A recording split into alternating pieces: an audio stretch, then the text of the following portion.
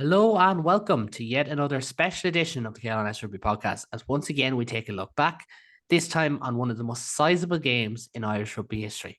The year is 2009 and there is much going on. Barack Obama is the first African American president of the United States. We're in the midst of a financial crash. Poker faces all over the airwaves. Ireland are Grand Slam champions and Munster were dominating the Lion squad. Then Croke Park happened.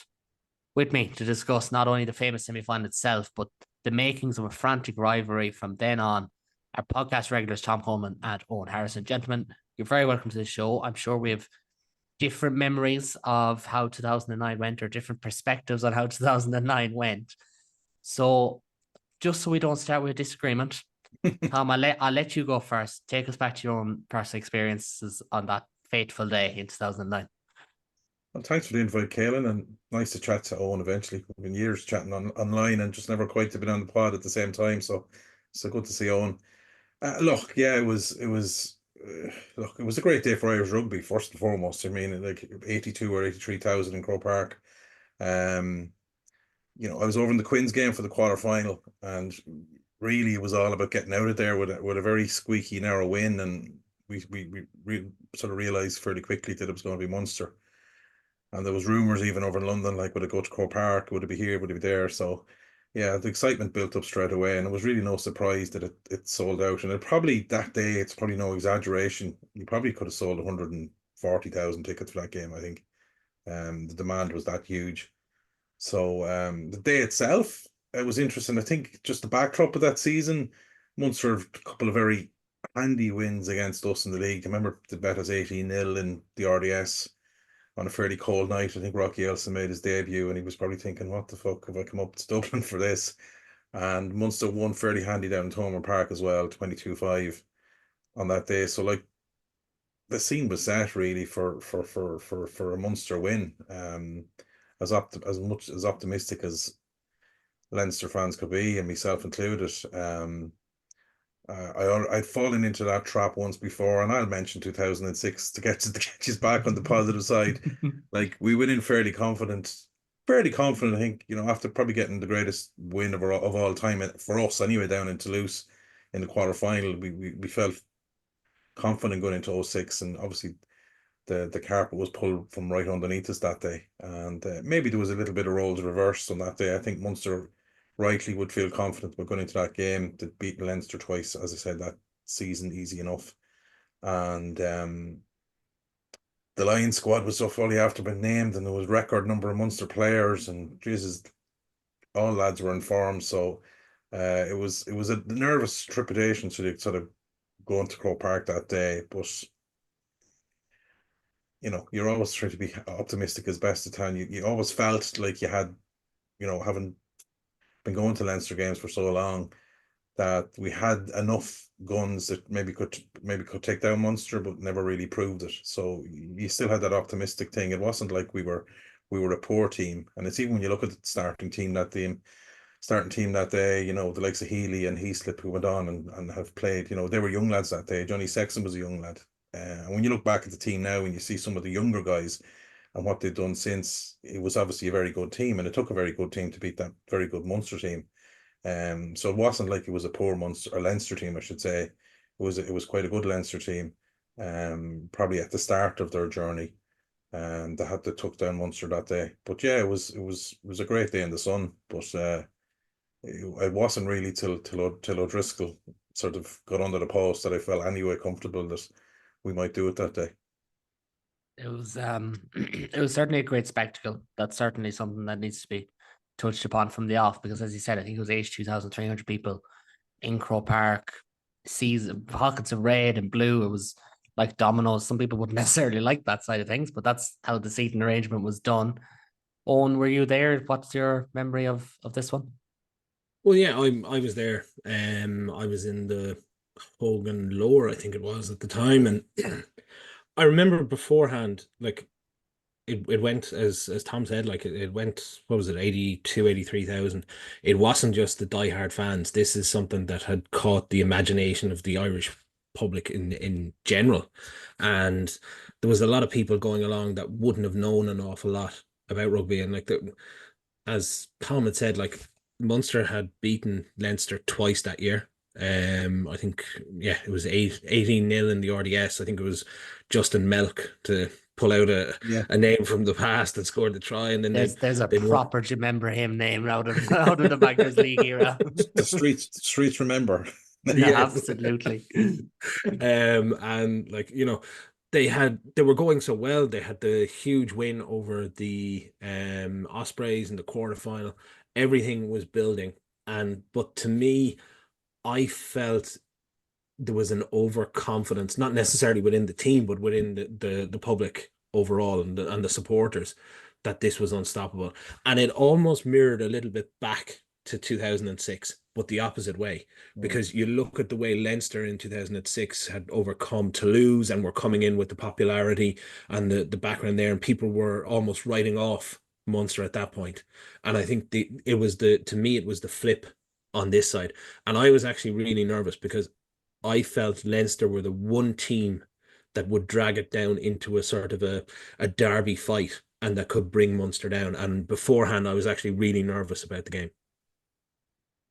I was only 8, so I didn't really do pre-match nerves at the time. I was also in the Hogan, but a little bit of a different outlook on life. I still remember where I was when Paul Warwick dropped those drop goals against the Ospreys, and we'll actually speak to Paul Warwick in a couple of weeks' time on this podcast about that game as well and other games.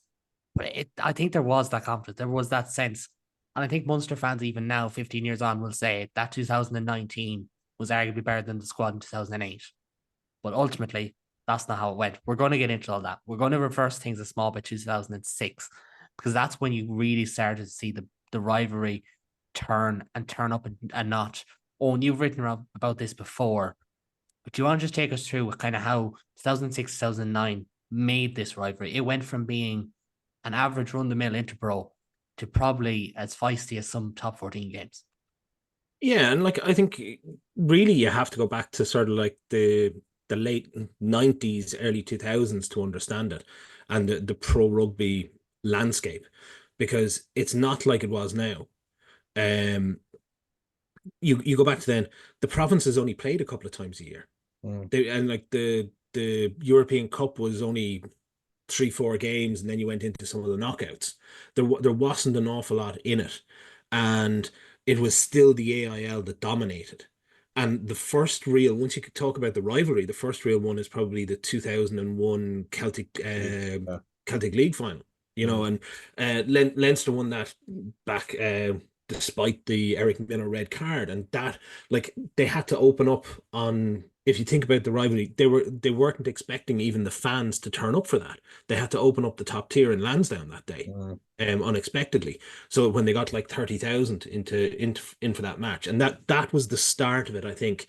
And you look at this, the sort of the role that had happened with Munster. Ulster had won in '99 in terms of the Heineken Cup. You then had Munster go on their sort of quest between sort of 2000 and 2002, and then it's starting to build. But for me, like, if you want to go back to a real date, and it's probably one that not a lot of people remember, it's actually February 2005. Alan Gaffney agrees to join Eddie O'Sullivan in Australia. Alan Gaffney was the Munster head coach at the time, and that puts in place the, I suppose, the rolling ball that can't be stopped of Declan Kidney coming back from Leinster back to Munster and putting in place what I think then kicks it off. Then once you go past that, you have the whole, there was 2 games in 2000 and one in 2005. Actually, both were in 2005. The 2 in Interpro games in the Celtic League that year. One down in it was Musgrave Park, where Felipe Contepomi got into a little bit of bother with the Munster players and crowd. And then you go to the RDS, and Contepomi gives it back to the Munster crowd with the famous sort of hands behind the ears type thing. And, Munster been written off. And then from there, it sort of built up to 2006. And again, I think the game in Lansdowne, that semi-final, is where Leinster learned all their lessons of what needed to happen to be the team that they needed to be in 2009, both on and off the field. Because there was a lot of things I think that sort of in that rivalry, and we can touch on it later, but like there was a lot of things around how Leinster got sold their tickets, how they distributed the crowd to stop these big blocks of red appearing, how sort of I think Checker realized, even with like David Knox and things like that, what needed to change in the type of style and player that they did. And I think even now, when you look at it, like what Leinster had to do and turn it around, the way that the pathways and the environment was in Irish rugby at the time, they couldn't do it themselves. They went out and they got players in that helped them do that. The likes of the Rocky Elsums, Eason Asewas, all these guys that were brought in that helped them get where they were and bridge that gap until the change in Irish rugby went from being, developed players in the AIL to actually being academy players. And that allowed Leinster sort of get to where they needed to be in terms of that production line that they now have. And I think that was a big thing for me in terms of the rivalry itself. I think Declan announcing he was leaving on the day we were playing Leicester in the quarter final in Aviva didn't help either. Well, no, I that was leaked. Yeah, it was leaked. Yeah. Well, I put it this way, yeah, the dressing room found out before the game anyway. Yeah, that was That's probably didn't help. master man management, huh? But If you're a Leicester fan, that is. But I think, Tom, the thing is, and when you've been on, you've been one who've mentioned it before, the Irish rugby landscape was so different. I know when you mentioned the resource, now Leinster had to go back in and relook at how they used the resources and the pathways that they had. Like in the late 90s, early 90s, Irish rugby was not in a great place. There was a couple of good players, but it wasn't the same as what it was.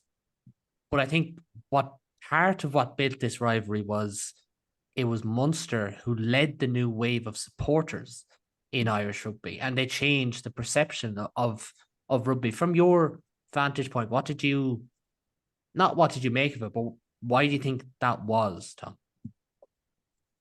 there's no question Munster led the way because, like, there's a stat I often throw out around Six Nations teams. Our time, we won 8 games as a country in the Five Nations as it was, from 1990 to 1999, and I know Ulster ended up winning a Heineken Cup in '99. But really, it was the Munster final against Northampton, and a couple of other things. Bod got a hat trick in Paris. This is the start of the 2000s. That brought interest in itself, but it was again Munster in 2002 against Leicester, and then both teams got to the semi-finals the following year. But it was the number of fans Munster were bringing to those finals, and Ireland coming out of that sort of 1990s, which were just, it seems, a million miles away from where we are now. And people forget how poor we were, and as Owen rightly pointed out, that it was all about the AIL back then. You could go to Leinster games in Donnybrook and no doubt in Musgrave or something, you'd be less than 3,000 at these games. But Munster sort of opened up those avenues of fan bases, and it was at the start as well where the Heineken Cup Sky sort of got a hold of it, and it became Munster were sort of got in with that momentum where the Heineken Cup was growing into something a lot bigger, and it started churning bigger crowds and bigger interests, and it just sort of widened that thing where people. It's funny, club rugby's popular in Ireland, but it is niche as well, and I think Munster opened the door for a wider fan base of rugby fans to come in, and that sort of just made it more popular, and more and more people went along, and then obviously as Munster were getting close, it was sort of the fairy tale, the bridesmaid, so to speak, in the early noughties, and that story itself sort of all fed into 2008, when they eventually got over the line. So it was just timing, it was a good Munster team at the start of that decade, and with the growth of the Heineken Cup and just a backdrop of how crap the 90s were in rugby in general at a national level or even provincial level. It was non-existent because the Celtic League obviously started up in April 2001 as well, and then as I said, the O'Driscoll started coming on the scene at that stage, so rugby then became a little bit more a little bit more open as well, a little bit more popular for other people to start getting involved with it, and as in supporting it. And yeah, it was no doubt Munster were the team to sort of, they sort of led the way back then, and opened the doors for the other provinces to sort of come through on the back of it. And I think Owen has summed up how the genesis of the rivalry pretty well. It wasn't until maybe 4 or 5 years later that it started to kick in, with a bit more, as both teams got better.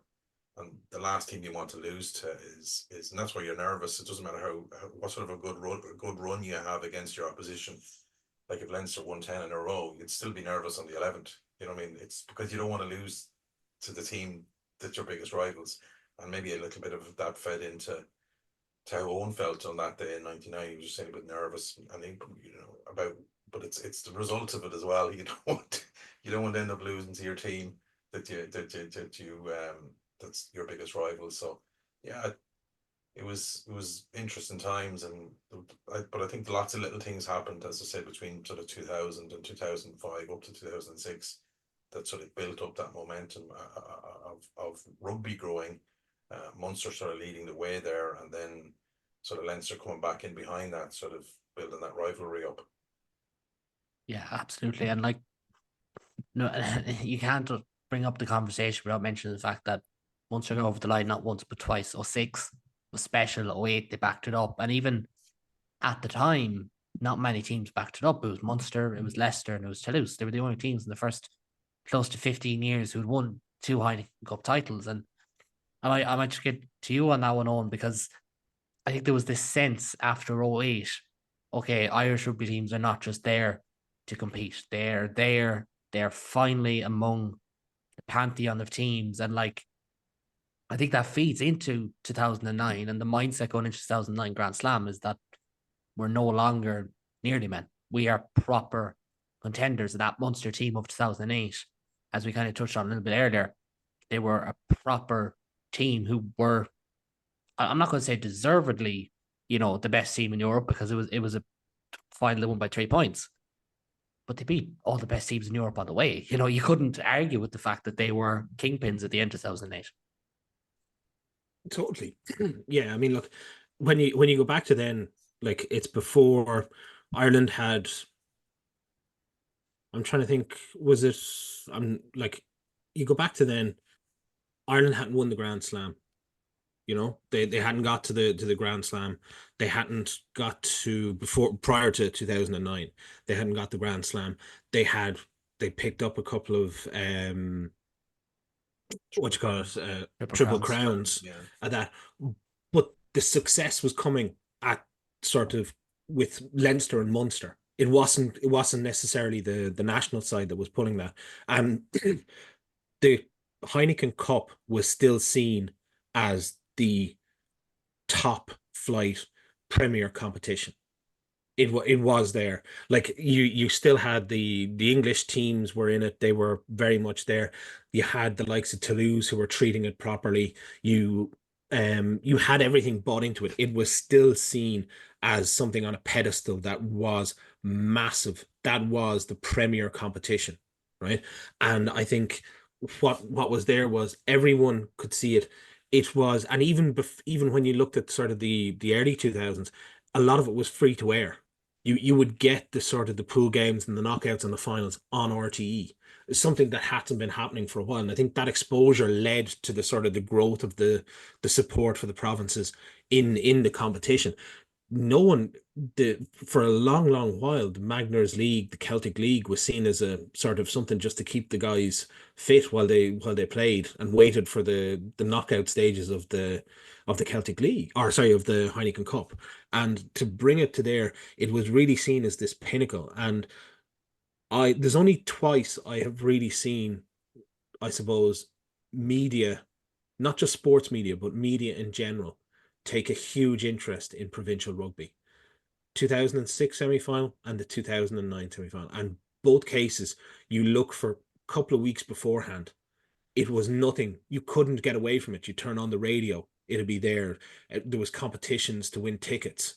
It was all over the news. There was huge build up. Everyone was talking about it, and that doesn't come around for club rugby in particular. That does not come around an awful lot. Yeah, no, absolutely. And I think it's something we touched on with yourself, Tom, last Christmas, where we did the 10 years of the EPCR podcast. That I know it's 2 hours long and it probably affected how many people actually listened to it.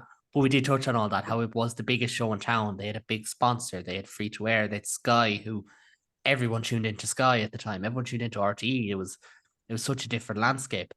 But all of that brings us to May 2009. The stage was set.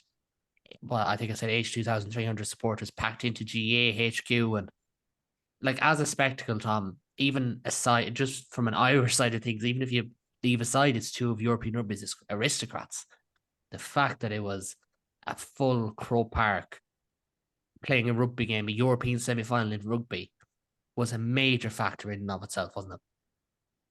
Oh yeah, like it broke the record, I think, for a club game at the time. And it was an interesting comment. It was Michael Cheika and John O'Gibbs, who was assistant coach, sort of walked out as they do onto the pitch, half an hour before the game. And at that stage, it was fairly filling up. And these are sort of two, Kiwi and Aussie. And I remember Cheika years later, I don't know, he's been interviewed by Australian Sport. He just speaking about like turning around to Gibbs and going, what, how the hell did we end up here? Look, this is like unbelievable. And the guy's obviously seen World Cup finals since and all that. But like, it was, I won't say it was unheard of, but it possibly was unheard of in club rugby. Apart from maybe a top 14 final that gets really big crowds. So yeah, it was teed up perfectly. Really, you had the 06 and you had a bit of rivalry. The Interpros during that time from 06 to 09, Leinster sort of taking 2 steps forward and 3 steps back at some stage. And then obviously, as we mentioned already, Munster had a couple of league wins, did the double that year and went on to win the league, I think, as well. And they were after absolutely hockey in the Ospreys, like in absolute demolished the Ospreys, who'd won a couple of league who went on and win. I think they'd won in 08 and then won in 10. So it was a very good Ospreys team. And Ospreys went down to Thomond Park in the quarterfinal with a bit of confidence and got absolutely ragdolled. And all that backdrop led to the sort of the semi-final. At the same time, we were over in Harlequins having our own famous match with the Bloodgate and getting a 6-5 win over in London, and that didn't really set the scene for Stall for full of confidence going into a semi-final against a Munster who were sort of rampant both against us in the league that year and looked like they were going to go for 2 years in a row in the Highland Cup because they would have beaten Leicester in the final as well. Yeah, it just looked all pointed. It was all pointing for a Munster win. I think on the day as well, I think it's fair to say, and I'm not ragging anybody, I think Munster were probably a bit overconfident that day. And I've sort of, maybe not the team, because they obviously knew they know their Irish teammates fairly well and what they're capable of. But I think definitely most of the supporters are a good banded, and I can understand why, because I've sort of given reasons what happened in the league and etc. leading up to it. So it's understandable confidence going into a game like that. I don't know. It's hard to know sometimes. Does that complacency seep down from the supporters to the team? You just think the match itself, without touching on it, I think we as in Leinster were lucky. Rog probably had one of his worst days in red that day. Like, it's only when you look back at that game how poor he was. And Munster's game of territory and pressing with that really good pack that they had. Once Rog wasn't firing, it just makes it a lot harder. And people forget also how much ball length Munster had in that second half. Like Leinster, I think the tackle count was something like 80-20 in the second half. Leinster learned a lot about themselves. I think Owen touched on a couple of things about Leinster learning stuff on 06 and what they had to do, and they are right about ticketing and attitude and stuff like that. But I think a couple of weeks before they learned a lot as a team against Harlequins and defending. And I think Leinster's defence that day, I know they scored 3 tries, but Leinster's defence won that day in the end, because Munster had a huge amount of ball. I know if you put on your Munster glasses, I'm sure they could highlight plenty of times where they shot themselves in the foot when they had ball. But it was, people forget how, they see the scoreline and think Leinster ran away with it, and probably that's fair to say. The intercept by Rog to O'Driscoll came at the wrong time, about the hour mark, but Munster had a huge amount of ball in that second half, and it was sort of the Leinster defence that sort of found themselves that day, and maybe it was the whole lady boys from and just drawing a line in the sand. And I think again Cheika says it was just one of those days where we had to win, because I think it would have knocked Leinster back. I know we're talking 15 years down the line. I think that another defeat would have knocked Leinster back, that Leinster team back, another few years, and you just don't know what would have happened from after that. Where we're at now compared to then. The feeling all was Munster could bounce back, and obviously won a Magners in 2011, and they were thereabouts for the Heineken Cup as well. But I think, was this Tony McGahan's first year as well, on was it? Yeah. Yeah, it was he'd taken over from of course Declan had gone to the Irish job, yeah. So yeah, look, there was a bit of a shift, all right, in it, but I think, as I said, the way it summed the game up was the scoreline didn't really reflect how much Munster were definitely in the second half, and it was Leinster's defence that really won that day in the end, and that's where they really learned something about themselves as a team, more than anything else.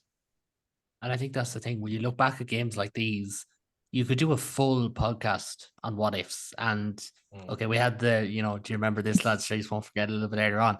But like Keith Earls makes a sensational break in the first half. What if he finishes that one off?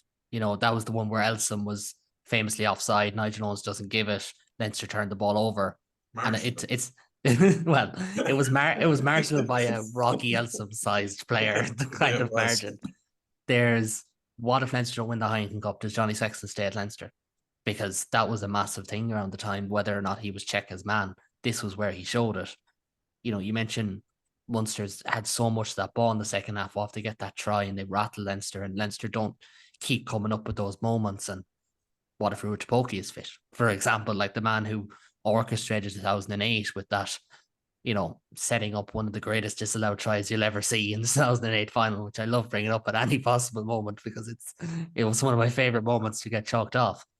But Owen, as Tom said, it was a slow start. I think it was like 13-9 or something at half time or something around that. It was second half. Let's just start to grow into it. They got control.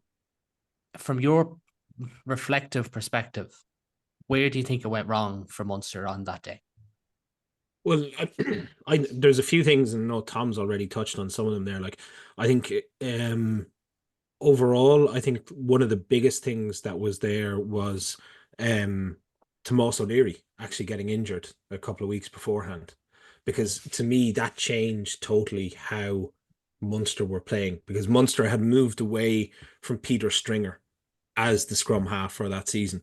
And like going back to that season, I don't know if you guys can remember, but there was all this talk about the ELVs coming in, and there was, everything was to move away from this sort of old style rugby. It was to become more ball in hand running rugby. They were going to depower them all and all this sort of stuff. And I think Munster moved early. Still waiting on that to kick in. Oh, I know, still waiting on it. But I think Munster had moved early on this under McGann. There had been a change in mindset when he came in.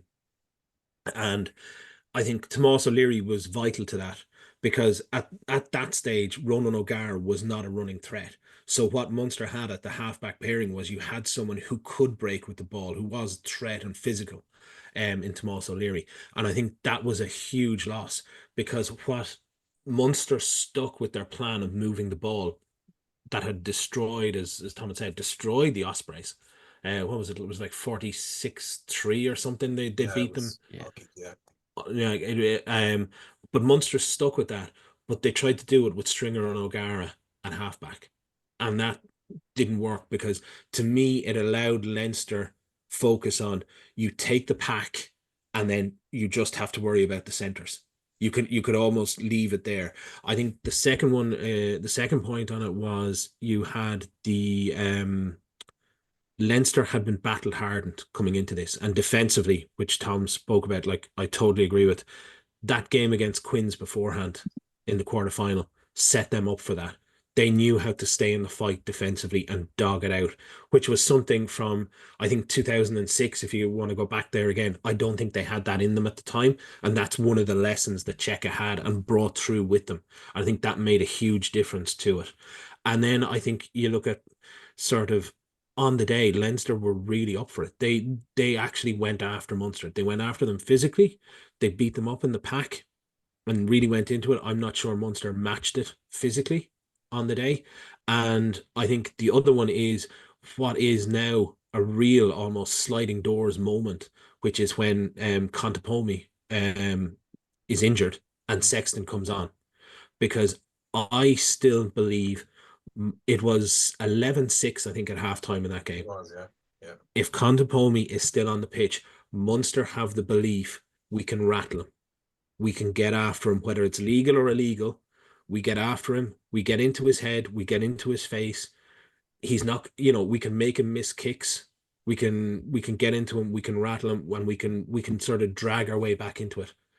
That didn't happen with Sexton, and I think that those sort of things were massive. And not taking away from the sort of the Leinster performance on the day, which was superb. And like to me, this was the real sort of changing of the guard moment. When you look at sort of Irish rugby, this was the handing of the baton over between Munster and Leinster. And it comes back to this. I think, as I said, a lot of the lessons had been learned on and off the pitch from '06. They were fully put into practice on that day. And that to me was the big thing that allowed it. Munster were close on the scoreboard, and maybe if Contepomi was still there, they could have rattled him and got back something. But I think it was too big an ask. Um, the try at the end for O'Driscoll, whatever it was, 15 minutes to go on that, that was the icing on the cake, and that's the one that people will remember on it. But I think it was actually sort of Leinster's lessons learned, Tomas O'Leary not being available, and then you look at sort of the impact of the likes of, like, he was an absolute animal that season, was Rocky Elson, being in there. He led from the front. He dragged that Leinster team, not specifically for this game, but he dragged Leinster through some of those games almost single-handedly at times. I think there was a stat in there before that of, say, 10 games he played. I'm not sure exactly how many. He got man of the match in all but like 2 of them, something like that. And like he was difference maker. I think there was a game Leinster. I think one of his first line cup games might have been against Edinburgh, if I'm right. Wasn't Edinburgh in the We pool played that Edinburgh year? first That that year, year. Yeah, we played and Edinburgh first. I think that was his kind of breakout. Now, breakout is obviously not the right term. He was a multi-capped Wallaby at that stage, but it was kind of that kind of I'm here moment, similar to, I think Munster got it with Doug Howlett in Claremont. That was his first proper big game for Munster, and he was their sole attacking focus back in 2007 in that game, coming off the World Cup. I think Owen touched on it there and said it perfectly. There was a couple of sliding door moments when it comes to just substitutions and who was available. I think I absolutely agree with Tomas O'Leary that Munster had moved away from the sort of stringer type play that season. Tipoki obviously was a miss, and it sort of forced Munster to play Earls at 13. Funny enough, Keith had a pretty good game at 13. He wasn't one of Munster's players that didn't perform that day. And you had mentioned earlier, Caelan, he had a huge break in the first half that ended up in Rocky being offside, hitting Dowling to try and stop the attack. At least you're admitting it. Yeah, no, I admit it. I've no problem admitting it. And then on the Leinster side, funny enough, CJ Van der Linden was injured, and Keane Healy got a chance to play at Loosehead and had a monster game really that year. That was the sort of real introduction of Keane Healy. He got a turnover underneath on the posts on the sort of, call it the canal end, as the GA heads would call it, and massive turnover. But he had a massive game in the pack that day, and Owen rightly pointed out, Contepomi going off and sort of Sexton coming on was a sliding doors moment in itself. And before that, Felipe had a wild attempt at a drop goal in the first half, and he pulled his first penalty badly. Now I think it was fairly far out, but it was 0-0 at this stage. So Munster did have an ability to sort of get into his head. in the previous years, and Owen had rightly touched on a few league games before that. He really only got it. He really only got back at, call it the Munster, the Irish players in an Argentinian jersey at different World Cups. But other than that, Munster had the ability to sort of rattle him and get in his head. And I still recall, I think it was, what's his name, Paul Wallace's famous comment before the game that Sky had to apologise when we're talking about. That's still on YouTube if anyone wants to check it out. But still, still, and how about he'd go down quicker than the Belgrano, but Sky had to quickly apologise for his comment. But I understand what Paul Wallace was getting at, even though his metaphor was slightly off. It's mad, and it's probably no better time to take a moment to reflect on Cian Healy's career, because we're recording less than 24 hours after he played his 261st game for Leinster or something crazy like that. Yeah. And he's the most capped Leinster player of all time. He was just a good young player at the time, 2 years off of under 20 success with Ireland, and look at the career he's had. It's unbelievable to think of. Like, you talk about Johnny Sexton, Jamie Heaslip, guys like that, of course, but Cian Healy, like, this is where everyone found out about him, and now, he's Ireland's greatest ever loose head prop. At the time he retires anyway, he will be. And Tom, I want to just move off the game, not on purpose, but we have to move off the game because it's a bigger picture. Leinster win. They went on to win their first of 4 European titles. They won 3 in 4 years. In terms of the kind of rivalry factor, how important do you think it was that they overcame Munster of all teams on their path? Because they go on then and play Leicester twice. They beat Toulouse one year. They beat Clermont in Bordeaux another year. It feels like this was their chance to turn one over on Munster, and maybe that Clermont game in Bordeaux never happens, for instance, if they don't win this one. Well, obviously the if we had to overcome Munster, the Leicester final in Edinburgh would have never happened either. Oh, absolutely, it was important. Because the reality is Munster were the benchmark in Europe for 3 years. I know they had I think he lost against the Scarlets in the middle year in 07. 07, yeah. You could be right. They were kind of all over the place that year with injuries and complacency. I'm trying to remember, but definitely Munster the benchmark. So when you're beating your rivals and your neighbours, and they're the benchmark, QED, you're there about yourself. And it sort of gave Leinster sort of the push on to beat Leicester in the final. I think we were a better team than Leicester on the day. Which probably nerves, should have won by a little bit more. It wasn't a great Leicester team that were coming at the end of an era, and we sort of made it a bit trickier for ourselves. But that was maybe first final nerves, etc., etc. But there's no question, if we didn't get over Munster that day and sort of give the push on, because it was only because Munster were a very, very good team. Beating Munster in an 09 semi-final, and both of us been 20 steps behind Toulouse or whoever else the case may be. It lessens it. I think the fact that Munster were top dogs in Europe, and rightly so for 3 or 4 years. It meant Leinster, when they did get the win, they were thereabouts and could push on then sort of to the top. But absolutely the rivalry still stands. You know what I mean? It'll be north of 70,000 for a league game in a few weeks, which is unbelievable. I know that hence we're talking about this match, coming back to the Croke Park sort of 15 years later. But that's a million miles away from where rugby was 20 years ago. For the likes of Leinster and Munster to sell out, or to sell an Interpro in Croke Park, it's 65,000 was sold there probably early this week. So it'll be north of 75,000 for the game as FOMO sort of kicks in then, as people realise this is going to be a huge crowd, which is unbelievable really. It literally, we touched on the 90s in Ireland and where the heart of rugby was at Interpros, and we've looked at the sort of genesis of the Celtic League in 01 and how that rivalry built up. So yeah, absolutely, it's a rivalry. There's no other. Leinster would sell out no other fixture for that level of tickets, only for its Munster, regardless of how the last, say, 15 or 20 games have gone. It's still a hat tip to Munster that such a size of a crowd will go to a league game at the start of the season, you know. Actually, like it's round 4 of the URC. And I think like we're recording this as I kind of alluded to after round 2, after Munster lose to Zebra, and obviously that's affecting. I think you can hear it in my voice. I think it's fair to say at times, but like it's so easy to forget how important games like this were to getting to this point. The fact that we could have a URC game that has such a huge attendance, like that year, Thomond Park was sold out for Magnus League. Do they get 50,000 for a Magnus League game? They don't. It's the fact that it's Croke Park in the European semi final, but it's just changed rapidly, and like the culture around interpros and everything is still there. The rivalry is still there. I think the biggest trope in Irish rugby media the last 10 years, we might get onto it later, is that the rivalry doesn't exist. It does. The reason Leinster win this game more than they beat Ulster is because this is the one team they don't want to lose. And that's been embedded in them since this game, since before this game, since 06. It's still there.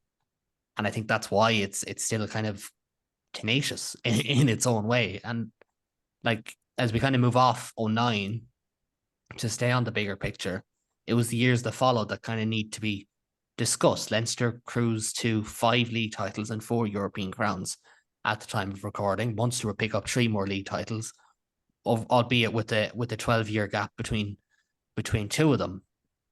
But they never make it back to European final. They lost, I think it's 5 European semi-finals or 6 European semi-finals between 2010 and now. Well, 2019, the last time they were in one.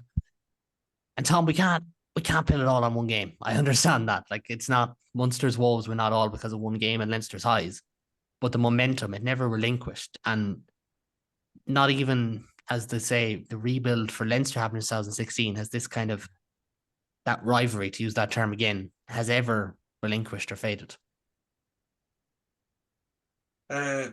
Yeah, no, it's an interesting one. It's how, the last 15 years, answered your first question about, how Munster have gone on. Look, I think probably, from an outsider looking in, there was probably a slowness in compared to Leinster, maybe to get the academy kicked off and some internal things like that. I know we could, rehash history, and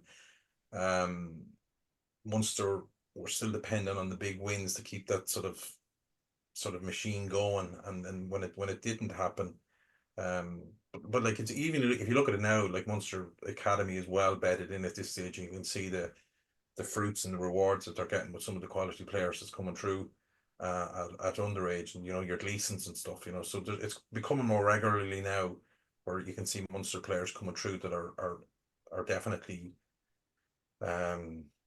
URC ready, and if not, some of them are Heineken Cup level ready. And I think Munster lost a step or two for a few years on the back of that, and then sometimes you can get into a spiral fairly quick. Like we had our Matt O'Connor years. It doesn't take that long to knock it. If he was a guy that was refusing to sort of bring on academy players, and he was playing for the here and playing for the now. Different style, that's fair enough. I think Munster had that for sort of a longer period of time, and it just shows you, even in sort of microcosm of a couple of years of Matt O'Connor, how quickly it can, because we sort of had to throw the kitchen sink out when he left, and played a lot of young players in Cullen's first season, and we only ended up winning one pool game in the Heineken Cup, in 2016, I think. So it doesn't take that long for the house of cards to fall down, and I think Munster, with the aging squad and the academy been a bit slow and on getting on its feet. And just touching back to one other point as well, about the crowd coming up on in a few weeks' time. I think Munster and Leinster have sort of kept the rivalry going without the help of, I don't know if I don't want to say the RFU or the league, but the nature of where our fixtures are placed and who's available for those fixtures. A lot of the times, Stevens' Day is great if you're down in Limerick, but if you're down in Cork with family, or forget about being up where I am, it's next to impossible. So therefore, that rivalry takes a bit of a dent there. I think the players available, we've all seen over the last few years, it's hardly been ever full strength. So both provinces have done it, kept the rivalry going with one hand tied behind their back, I feel.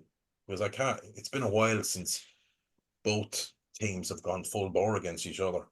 And even the semi-final in Munster won in the league, and deserved to win. Both teams weren't at full bore. So I think it doesn't help, that both provinces have been trying to keep that rivalry going with those as sort of holding us back as well. So it'll be interesting to see what sort of team is picked. You would think with the emerging Ireland squad gone at that stage, both teams will be nearly have to play full strength team because that's all they'll be left with. And I think it'll add to the rivalry again. No, it's no disrespect to the likes of Max Deegans or Feeney Wycherleys who play a lot of these games, but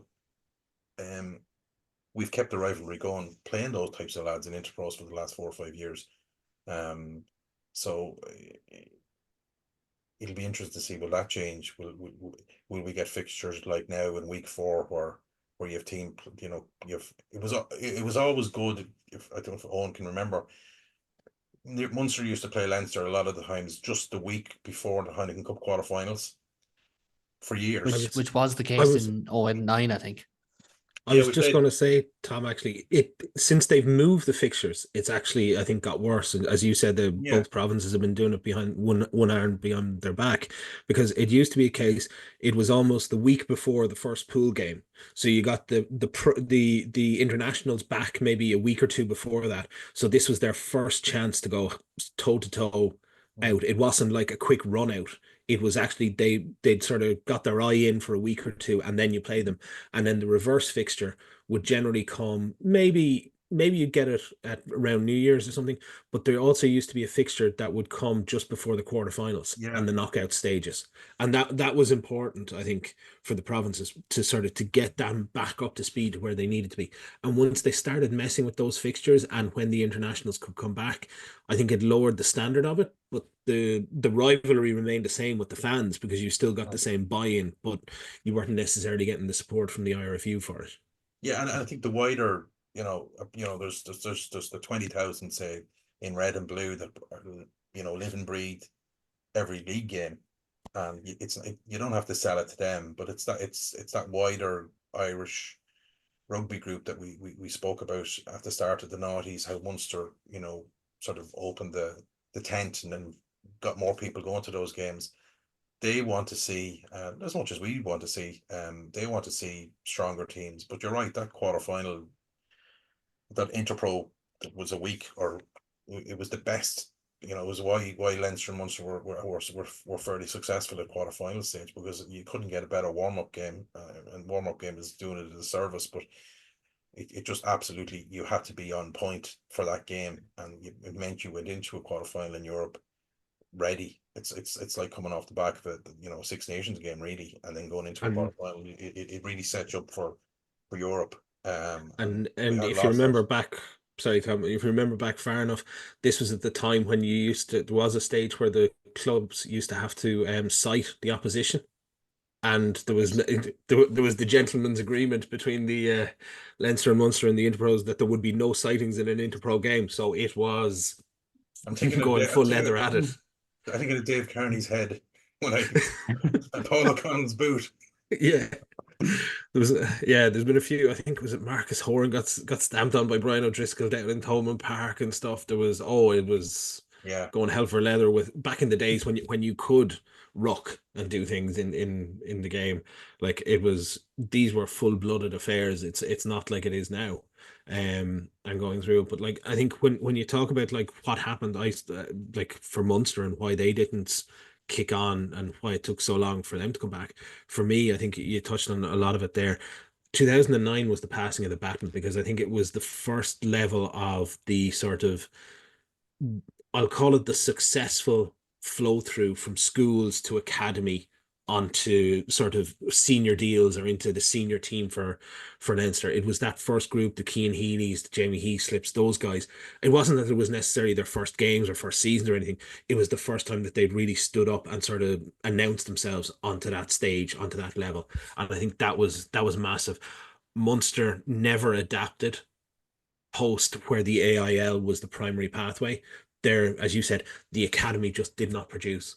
And while I think the other factor then was Munster through the central contracting didn't replace the guys that they have. The guys that were there held on too long. They didn't have the guys coming in underneath. They performed to a certain level, but they could never quite get up to that sort of, I think, the sort of Heineken Cup finals, Champions League finals again. They were still a sort of a really good, solid team, but they were never more than a sort of a top four, top six type team in Europe beyond that. And I think it took them a long while. I think the academy has now got itself in shape and it's producing really well. And I think there's a group of players coming through there that could potentially do something special. And I think it where the best thing about this rivalry is that to be something special and to announce themselves on the stage, they're going to have to do something against Leinster to show that that's the marker and that's where they want to get to. Whether the URC final from whatever, our URC semi-final from 2 years ago was enough, or whether it's going to take something else beyond that, I don't know, but I think there's something coming there with Munster. Leinster still have their production line coming through. I think it's all setting up. The rivalry never went. It maybe diminished for a little while in the sort of the mid-teens, but it's certainly back up to where it needs to be. And I think that's why this game could be. I'm not saying it will be. I'm saying it could be something like that. It could be one where, because you remember last year, and spoke about this in the interview with Alan Quinlan, which went live earlier in the week that people can check out. Like, you remember last year, Munster lost by 5 points to Aviva in a team that didn't have, Jean Plain gets injured. They'd know Peter O'Mahony, they'd know Alex Nankivell, they'd Tony Butler covering 10 for the last 10 minutes, they Shea McCarthy on the bench. And then they go to Coleman Park, they lose that one by 6 points, where they lose 3 forwards in the first 50 minutes of that game. They're going to be thinking to themselves, granted, again, ironically, I'm saying this after the Zebra game and the vibes haven't been great, but they're going to be saying to themselves, let's do it now. Let's let this be our moment, like that 2023 drop goal was for Jack Crowley, because I think that's where the rivalry part kicks in, because players who play well in these games and have that moment, they are pushed up the eyes of the pundits and the fans. You think of Jordan Larmer's try in Thomond Park. You think of, remember Andrew Conway, I think he scored 2 in a win over Leinster one year. Jack Crowley's drop goal. It's happened time and time again. Gary Ringrose had one of his best games coming through with Leinster was against Munster. Maybe we do get to see it. Maybe we don't. We've touched on mostly everything. But looking ahead to this weekend, Owen, I'll start with you. Obviously, we're recording 2 weeks in advance. We don't know what the teams are going to be or fitness. And Munster could be struck down by a black hole or something like that, because their squad updates to be peculiar at best. From your perspective, how did Munster go about winning this game in Croke Park? I think, look, a lot of it comes down to the teams and who's available within this, because look, you've got guys coming back from internationals, you have minutes managed, you have the emerging Ireland is taken away from it as well. And like, as myself and Tom covered, in a lot of cases, this is the IRFU sort of tying hands behind the back. For Munster to go at it, while the game has moved on, some of the basics haven't. If you want to go and beat Leinster, you have to go and beat the crap out of them up front, right? And it's simple. You have to get your set piece right. You have to dominate the breakdown and the ruck, and you have to get stuck into them there. Munster, if you do that, you can win the right to go play fancy backs rugby all you want and put nice shapes on it and pull back passes, but it starts up front, and you've got to have both the discipline, the accuracy, and the attitude to go with it. And I think for me, it just comes back to those basics. If they can sort of get around that and put out a team that can get in there and get stuck in around that, that's the best chance that they have. And turn it around on yourself, Tom. I'm not going to ask how do Leinster win. They've done this. They've proven they know how to win this fixture. But what do we need to see from Leinster? Because the opening 2 rounds, and that's all we're basing off of so far, not the greatest performances. Against Edinburgh, it was the Jemison Gibson Park show. Against the Dragons, it was kind of the last 20 minutes, and McCarthy and Van der Fleer and Conan showing their class. What do you want to see from Leinster this weekend? I said at the start, the last few years, we all know how the finals have ended up. I sort of promised myself this year I wouldn't fall into the trap of some overarching analysis of the Leinster team, and knowing where it's going to end up in May at the hands of La Rochelle or Toulouse or the Bulls or wherever. So I really promised myself this year I just enjoy each game as it comes and not overly analyze where we're at. But one thing I will keep an eye on, and one thing I think we've seen signs of Blandal's sort of attacking philosophy against Edinburgh, how he has a lot of short runners and balls out the back compared to Goodman.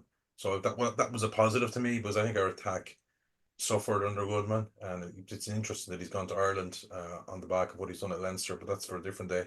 That sort of went away completely against what I've seen against the Dragons. I think the personnel at half back last night contributed to that, and I think I'm not saying Munster have a better chance if Luke McGrath and Ross Byrne started at 9 and 10, but I think Munster have a better chance if Luke McGrath and Ross Byrne starting at 9 and 10 than it is if it's Gibson Park. And Owen rightly says it depends on the personnel, but I'd like to see, you know, that attacking philosophy develop over the next while and against next league game, and then against Munster, and see where Blandhal wants the team to go. Also, from a negative point of view, I think Leinster want to have started off fairly indisciplined. You know, our lineup maul just giving away penalties and willy-nilly against the Dragons, and just silly penalties. So yeah, it's those sort of things I'd like to see us stamp out before we get to play Munster, and just seeing how that attack develops. Which I think showed a lot more signs of life with Gibson Park and Prendergast than it did with McGrath and Byrne. I think Prendergast could flourish under this system with Blandhal. Blandhal might see a little bit of himself in Prendergast. He's sort of that long, rangy 10 when he was a good under 20 with the junior All Blacks, and he was a real talented player. Munster unfortunately never got to see the best of him. And it might be ideal to have him in Prendergast's year from a coaching point of view on what he needs to do. So yeah, that's what I'm looking for the next couple of weeks, to see how our attack develops and get rid of that discipline issue that we've, silly penalties, not so much violent, but just ridiculous penalties at line-out maul and stuff like that giving away possession and territory. Certainly, gentlemen, we will leave it at that. My thanks to Owen, to Tom, for joining me as I look around here. Connacht are playing at a planned standless sports ground. South Africa are the Rugby Championship champions. The Dragons are putting up to Leinster. Maybe we fell through a black hole. And maybe it is 2009 all over again, but that's for the Scientology podcast on another day, I think. Gentlemen, it has been brilliant. Thanks so much, everyone, for listening. As I said, there is the Alan Quinlan interview that is up on the channel from earlier this week, if you want to go check that out. And remember, you will have more coverage of Munster and of Leinster on the United Rugby Rewind and the Red Army podcast for all things Munster. But for now, and until next time, if you're going to Croke Park, enjoy it. But until next time, slán full.